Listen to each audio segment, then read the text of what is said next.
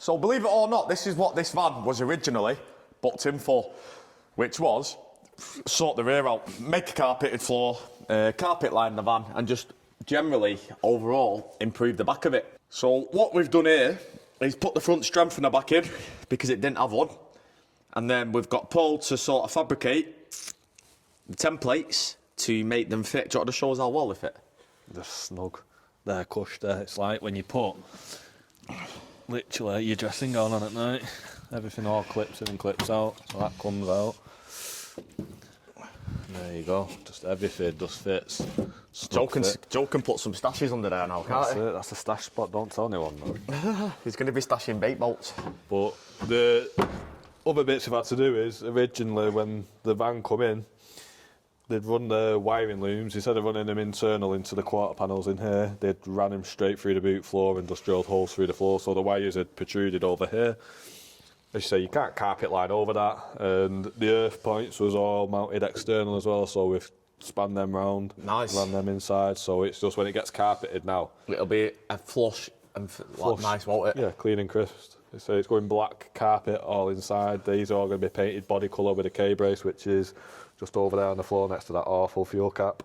What are you doing with that? Scrapping that. Should we scrap all snide fuel caps? Yeah. Or should we scrap all sidebars? Scrap everything. Or should we scrap all unsafe bands? Unsafe bands is a lot. But yeah, it's the K-brace, fuel cap, body colour. Fan's going to be black inside it. It's just going to look nice, clean and crisp. So when Joe actually goes anywhere, if he wants to open the van up, he's not going to have dust. Correct, he's not shy, is he? He's like, yeah, no problem, have a look at me van. It's just like, it looked like someone had moved the garage midway and just threw everything in the back of the van and just left it. That's how it looked. It wasn't nice. Said move garage midway, you know. Yeah, but that's what it looked like someone had done a garage move, slung everything in the back, and it looks like the back of my van. My van's a work van, and that's what it looked like, but this van isn't a work van, it's... If any people on YouTube have noticed that I'm leaning on the van, just before I have quick comments, A, there's no zips, B, there's nothing that could scratch the van, and C, even if I did scratch the van, I'd just pay it again. So yeah, same. The K-brace has been mounted properly with actual mounting points now, so it's all structural. It was bad how the rib nuts were ripped out. Like, that's unbelievable. It's because when that K-brace is flat, yeah, when it flexes. They've mounted it at 2 points that is up and down, so it's constantly been pulling on them. So it was inevitable it was going to rip out. Might actually handle a bit better this van as well now. I think it's going to handle better, and I think it's going to drive better because the prop poorly and then the turbo. Would that have been losing boost? Not necessarily. No. Say the problem that it would have been doing is giving a false lambda reading. So you have your turbo. And then your downpipe, and then the downpipe straight off it, you've got your lambda sensor. So it's supposed to feel. Primarily, yeah. So it's supposed to be a sealed circuit, and what'll happen is it'll draw air in through it, so it'll be seeing excess air, and then it'll be throwing in more fuel to combat the extra air it's seeing. So it'll just run more efficient. So it's going to get better miles per gallon now. I think Joe did have a big concern about this. He said it needs to do 30 miles to the gallon. Well, because he said that he's blew all his money on this build and he can't afford to fuel it, but. It will do on the back of a trailer, won't it? But yeah, no, it'll run more efficient. Say, have you noticed Paulie, right, when he comes out with a factory, he'll be talking like this, dead normal, and then he'll go, but it will run on the back of a trailer, won't it? And then he'll continue, won't he? He blurts it and then goes back to the OP. I'd love to do the front of the van and make the front of the van look like the back of the van, but I don't quite think that's going to happen. No. I think he's going to do that himself. That's his own project. Unfortunately, that needs another dashboard because they've cut it and removed stuff that you can't just buy, so... Needs a new dashboard. Say the front of the van now, the DSG cooler's on mounted. So go and have a look at that while you're here. Yeah.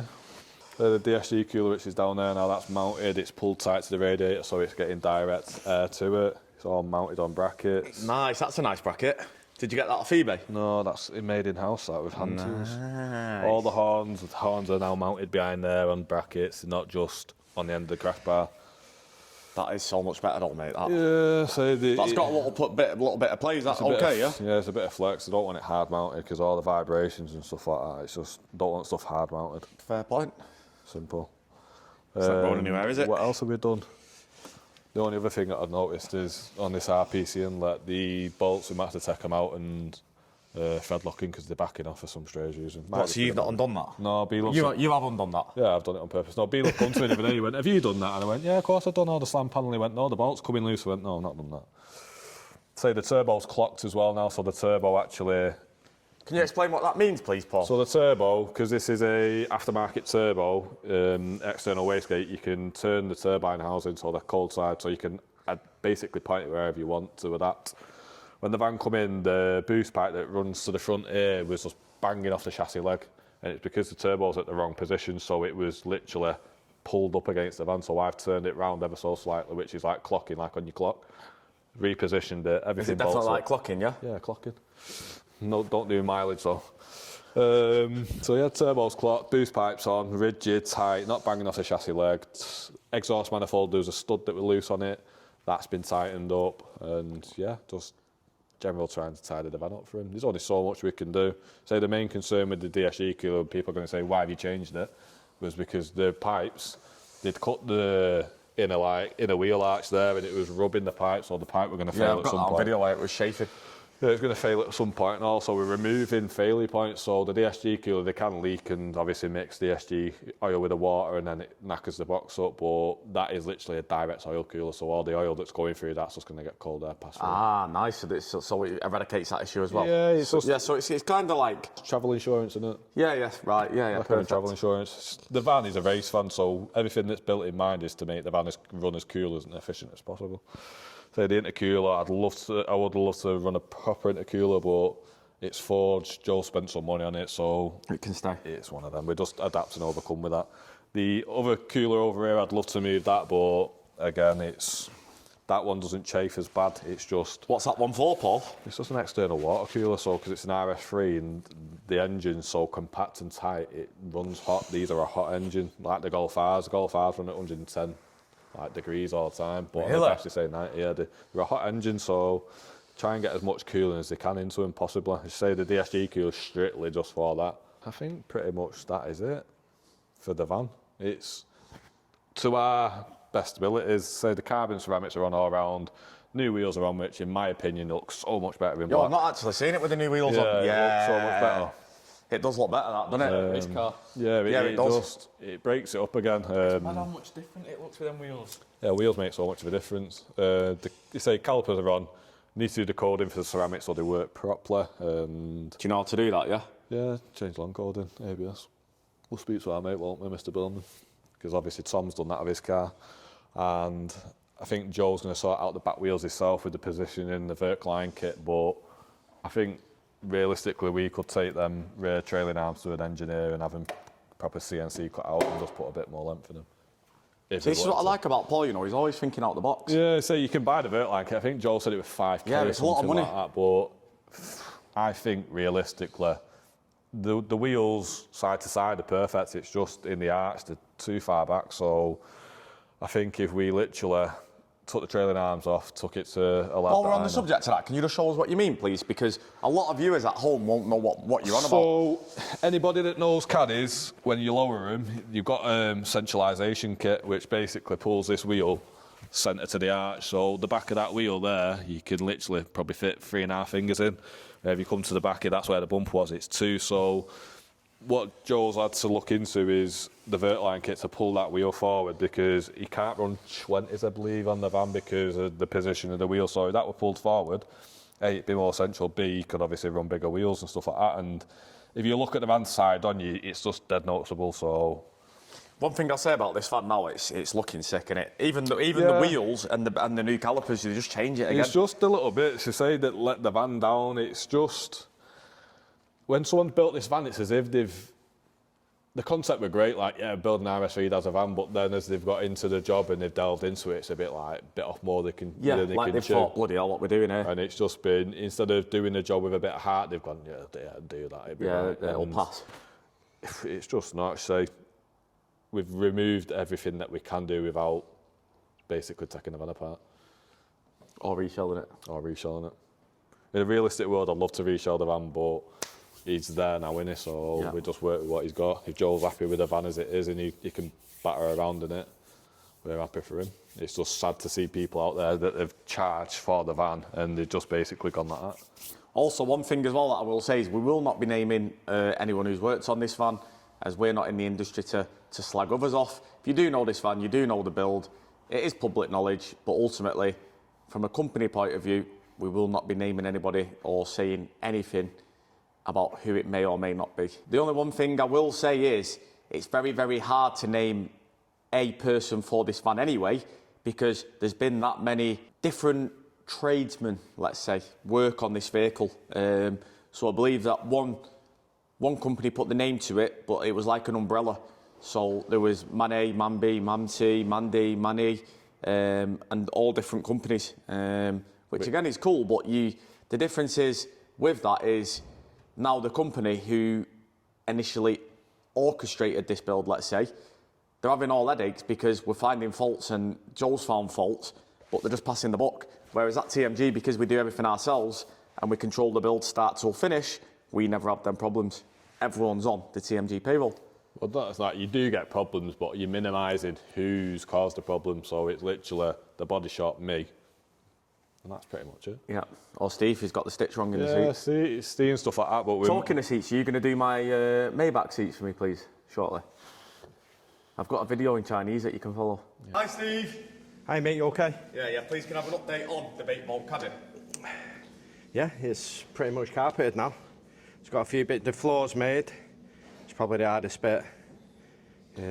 Probably had to do templates for it and stuff. Template the floor. It's not obviously a direct fit with it being an RS3 floor, so cardboard, making paper airplanes. So is that world's first to get again? World's first boot floor, carpeted? I think people will follow it now, yeah. Say people out there to boot floor swaps. Well, I don't know how many's out there. I think there's only 2, but... yeah, I think they might copy it, but it does size the build. And the van, when it come in, it just looks a bit scruffer. Yeah, it didn't look a bit scruffy. That's not on the plate. It looks awful. And that's why Joel did contact us. But yes, we say we put the roof in with spotlights, so... Can you turn them on for me, Steve? Yeah, just as they work as factory now. So when you open the door, see the handles above you, mate. Open the door, the lights come on, and then you shut the door. Because this tailgate's, it'll work off the tailgate as well, so the lights will come on and go off as you please. By the way, as well, what I do want to say is Steve is mid-conversion on this, so there is still areas to tidy up. This is not the finished job. People in the comments are quick to comment. But yeah, looks absolutely incredible. And we've not deleted the fuel cap again. It's just been covered up for now while we do the carpet. Yeah, we've done a third the cap delete. So yeah, that's going to be ran back in.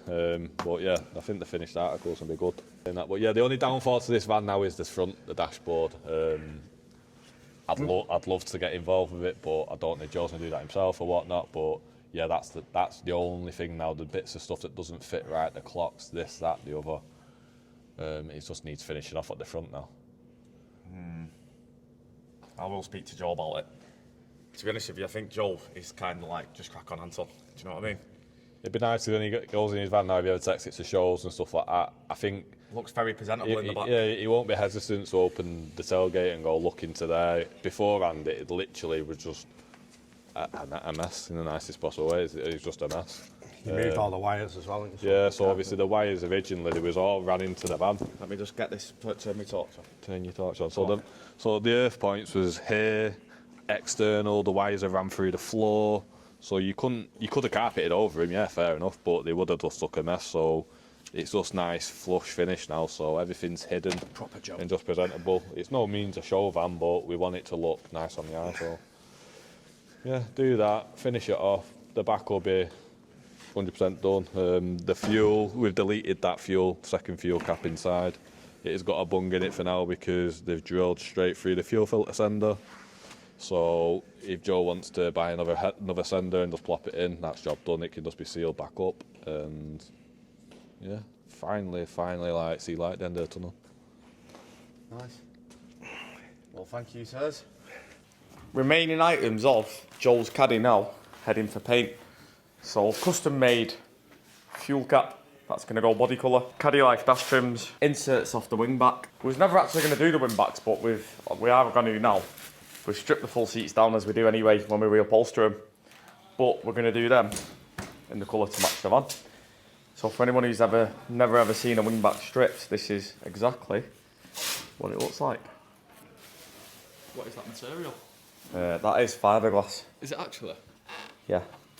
I don't really know what fiberglass This looks thing's all like. plastic and real, never I don't know what fiberglass. fiberglass looks like, me, because we don't touch it. Well, you do now. Yeah, touch fiberglass now.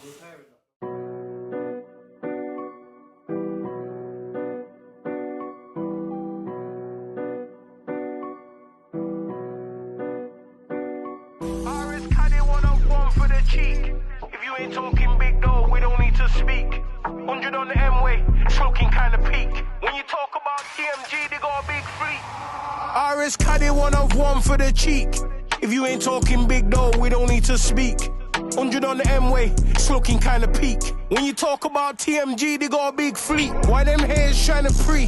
Certified with it, that's TMG. So fresh, so clean, that's TMG. Best caddy on the block, that's... So, second coat of lacquer now being applied.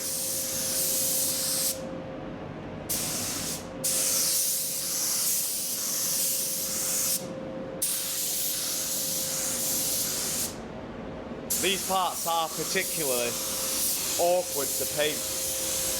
We want to ensure that we get no runs. We want to ensure it's applied nice and there's no dry edges. To give you an idea on what a dry edge is, you can see here in the light how the finish just isn't as nice. But we will get that with coat 2. Plus, that's not seen, that little edge. But we won't leave it like that. So all the airbrush work's done. This van is going to look incredible. The dash trims. We missed that. I would have liked to see that. Custom fuel caps. Could also be a cup of tea holder. I like this. This has now been with TMG for quite a while. As we keep going through the van, we keep finding more and more faults. However, now the van looks as good as it does externally and drives as well as it does from a driven point of view, after all the correcting works, after all sort of the thinking out the box to get it right and rectifying the faults that have been left on this van, Joel's now said he's seen the nice fancy seats and said, you know what, Anton, just crack on with the van, do the dash, do the A-pillars, do the B-pillars. Well, we've actually only priced him for the dash, but I'm just going to do the full cab as a goodwill gesture. Again, the lads had a nightmare with this van, and while it's here, it'd be rude not to. So this van is a loom swap, as you all know, and when it was put together, wasn't really put together in the correct manner. When I drove the van, the steering wheel always used to bounce. I said this to Joe, and Joe was like, well, the person who put it together said it needs welding. Demonstrate for me, please, mate. And do you know what it is? It's exposing the cowboys. Because it's wrong. Just like here. People are building these vans and it's wrong. Because you're cutting corners. And TMG can't do it. Fucking go and look at me blue video was building the 101. We only do things right. We would never appear in a video like this. Show us, please, Paulie. What did you say before, Nick? 900 brake over at your dash out? Yeah, 900 brake over at your dash out. So this cross member bolts both sides of the van, yeah? It's bolted in. It should be bolted in. You look there. Before anyone says we've loosened that, I literally said to Anton, oh, where's it shaking? I just pulled it back like that. So it's like a quick detach. And I actually got that on my video on my phone. But it was said as well, we found loose bolts on the turbo and stuff. TMG have loosened them off. Come on, that's not within our interest to do that. And it's a ball ache. It ain't even like it's something I want to even loosen off. I tell you what, though, that's easier to unbolt there, isn't it? Did you unbolt them quickly? Yeah, whacked them out. Yeah, quick time. Yeah, 100%. So it's like that. All these wires for like speakers are all just being crushed. It's just wires everywhere. Like, this is my worst nightmare.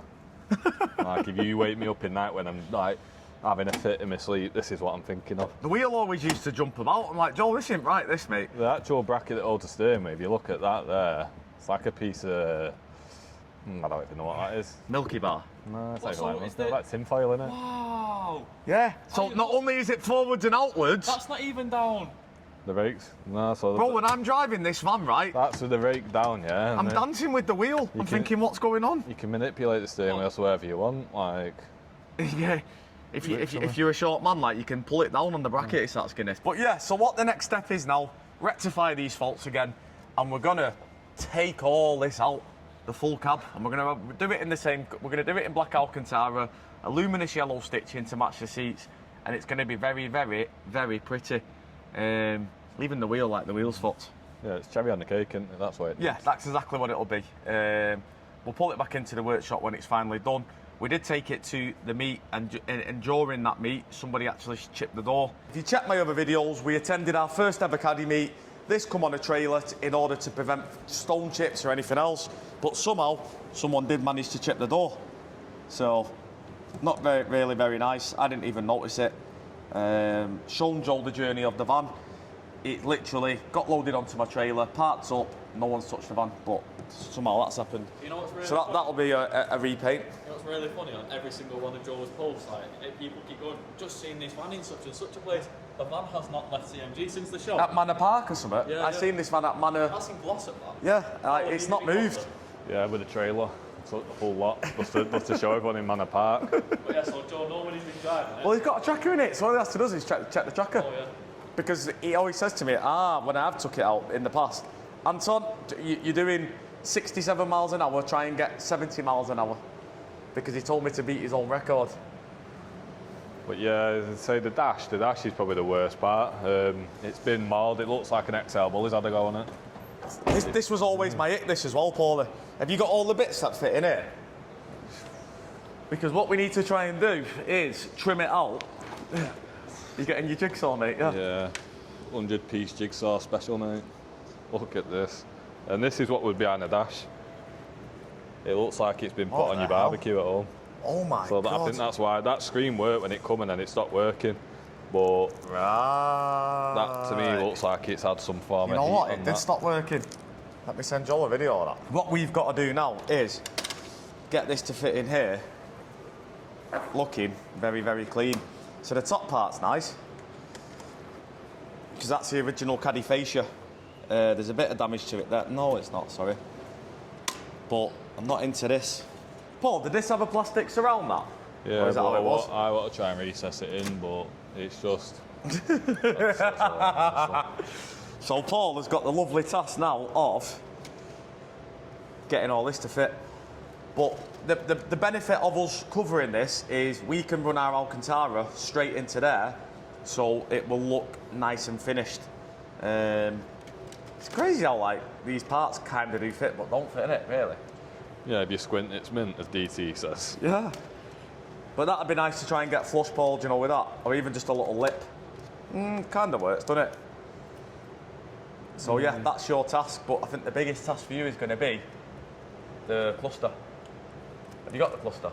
Joe has. I don't know who's fitted these, but and the amount of wood screws and stuff holding it all together, it was awful. Usually when we take dashes out, we just use the Torx. I think Paul's got 2 different sizes of PZs. Yep. All I did was wood screws and self-tappers and glue. It don't even fit. It's just... That's how it lived. It was, wasn't it? It did a picture as well. I sent it to Anton. See if I It had found it. foam behind it when we got it. Yeah. Yeah. So we need to. I think the only thing that we can retain out of that was that fascia someone's made. Maybe cover that in Alcantara. That's how it was propped up with like foam that you get in a box from Argos. So I don't know. I don't even know. Ah, perfect. And even though it looks like this car might have been accident damage with all the damage behind the madness and everything that you've seen so far on the channel, I'm just going to perform a quick car vertical check. So what car vertical is a platform where you can check vehicles and it gives you the most comprehensive information about a vehicle. So 330 million damage records.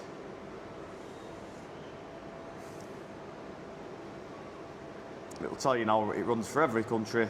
So if I ever buy a van into stock, this is what I will run it through.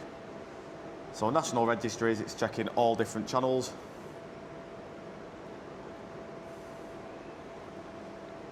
So that's nice as well, local law enforcement agencies. So if your car is wanted, it'll tell you. Think of it like the Interpol for cars. That's exactly what it is. But even if it's had damage somewhere in its life, this will come up and tell us, which is incredible. So we'll just let it do its thing. Well, I was interested in this. Intrigued in this. It'd be a shame if it did come up with anything, wouldn't it? Yeah, I hope it doesn't. I know what car it is. Right, so what they've checked is 330 million damage records, 1,000 data sources, over 48 countries. Sounds interesting. Report is ready. View report. So 3 owners, 2016 manual diesel. He's obviously not swapped it over yet. We've got indication of a possible mileage rollback detected, and we also have a damage record for this vehicle. So, vehicle may have fake mileage. So last known mileage is 30,000, average miles, did it jump down? So what's quite interesting about this is when Joel's probably MOT'd it and done the engine conversion, he's then done it to the mileage of the engine, which is quite common of what I see on engine swap vans. Is it right or is it wrong? Don't actually know, but it's whoever's van it is, they can do what they want. So that explains that. And then we have a damage record. So this was to the front and the right hand side, and the repair cost was up to £5,000. Damage group was exterior body parts, external lighting, gearbox and drivetrain. Always take that with a tread of salt. Structural elements of body and suspension system. But I think where this information is pulled from is if you go into a garage for a quote, let's just say you run your car down the side, that may not always be accurate. However, it may have had some form of light damage, etc., but it's not categorised. So yeah, it's never been near any natural disasters. There is no record of this being near any natural disasters. However, it has been somewhere else in Manchester where a natural disaster has occurred. Running costs, etc., etc. Market price £8,600. That's definitely out, as that's over £150,000. So yeah, what might be quite cool is to reach out to Car Vertical and say, can you put an RS3 Caddy valuation on there? I wonder what that would be. It'd probably be me who governs them. If you do want to check your own vehicle, click in the description. I will leave a link, or use code TMG. That will take you a nice little bonus off, and you can check your car effectively and efficiently. If you do like what you see on my channel at Anton TMG on YouTube, make sure that you follow, share, like and subscribe. And if you're feeling super lucky, give me a thumbs up on the video and I'll keep on bringing this amazing content of these Caddy vans. Thanks for watching. See you soon.